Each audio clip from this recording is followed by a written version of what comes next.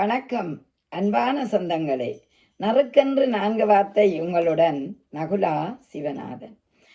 இன்று நாங்கள் பேச போற விடயம் என்னென்றால், இந்த வாழ்க்கைன்ற நல்லது நிறையட்டும் அல்லது தொலையட்டும்.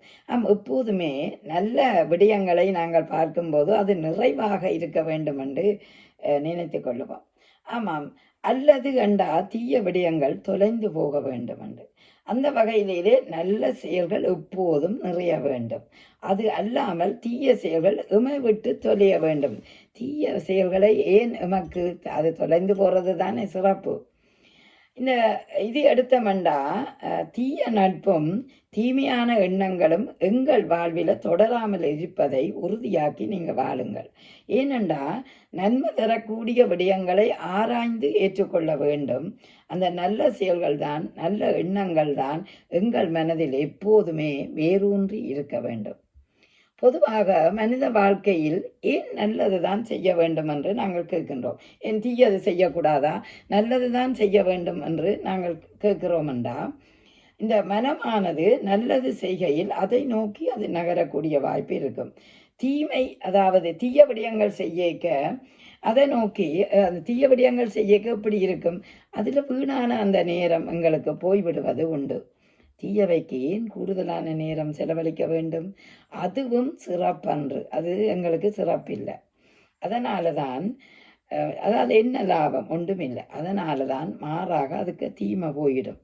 ஆனால் நல்ல மனசோட வாழைக்க நல்ல மனம் வாழும், நல்ல செயல் ஓங்கும், நல்ல பாடம் இதமாகும். இப்படி பார்த்தால் நல்லது சிறப்பு அல்லது சிறப்பன்று. தோன்றில் புகழோடு தோன்றுக அகுதில்லார் தோன்றலின் தோன்றாமை நன்று என்று அழகாக வள்ளுவர் சொல்லியிருக்கின்றார்.